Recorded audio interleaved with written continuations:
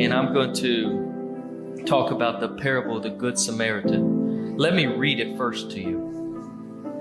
Jesus said a man was going down from Jerusalem to Jericho. Everything was down from Jerusalem. Everything was down. Jerusalem was way above sea level. It was a very high place. Jericho was way below sea level. So this is not just a picture of a man going from a place to a place. This is a picture of our spiritual plight as we go away from God. As we go from being close and wandering our way down toward Jericho. This was a dangerous place. This path was a dangerous path. This was called a bloody path. When he fell into the hands of robbers, they stripped him of his clothes and beat him and went away, leaving him half dead. This is key in the story. The world will leave you, taking everything from you. False and empty promises. 2 miles ahead, there's this, and you keep going towards Jericho, and you lose more and more until you're left with nothing.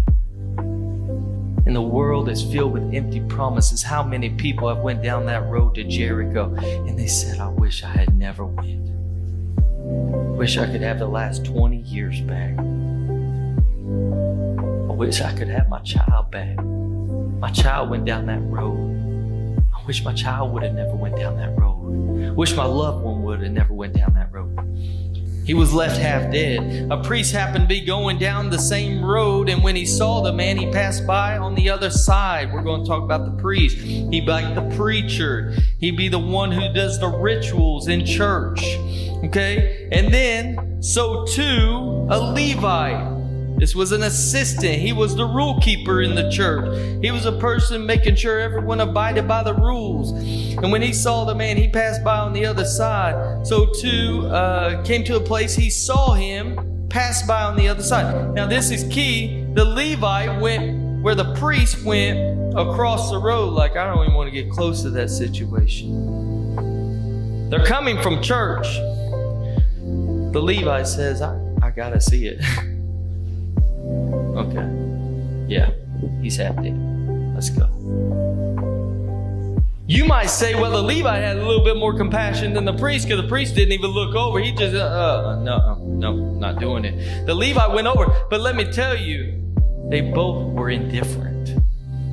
They both had an action toward this situation. But a Samaritan, as he traveled, came where the man was, and when he saw him, he took pity on him. That's compassion. He went to him and bandaged his wound. Did you notice this? He didn't just feel sorry for him and keep on going. He didn't just feel sorry for his community and leave it as it is. Too many times, churches are planted in communities, and the communities are falling apart, dilapidating around them. And the church is looking just shiny and bright on a hill. Not to get off on a rabbit trail, I heard of a young boy who said, I grew up across from the church. And he said, I never felt loved by the church. I never felt impacted by the church. He said, and he's a teacher in the south side of Chicago now, giving back to the community that he grew up in. But he said, I would eat grass because I had nothing to eat. I would eat paper out of my notebook because I had nothing to eat. And the church was right across the street. If a church is not bettering their community, then what are they existing for? If they're not economically raising their community up, if they're not giving them opportunities, what do they exist for? If they're not a shining light of God's love in their world, what do they exist for? A mere distraction. But here we go. He took pity on him. He went to him. He bandaged his wounds, pouring oil and wine. Then he put the man on his own donkey, took him to an inn, took care of him. The next day he took out 2 silver coins and gave them to the innkeeper. Look after him, he said, and when I return, I will reimburse you for any extra expense you may have. Which of these three do you think was a neighbor to the man who fell into the hands of robbers? And the expert, the scholar in the law, replied, the one who had mercy on him. He couldn't even say the Samaritan because he knew the prejudice that he harbored in his heart. He couldn't even say the Samaritan because he had hatred for the Samaritans. He was the most unlikely hero in the story. The Samaritan was never the hero. Jesus said, this is a picture of me. I am the good Samaritan. I am the one that is hated and despised and rejected.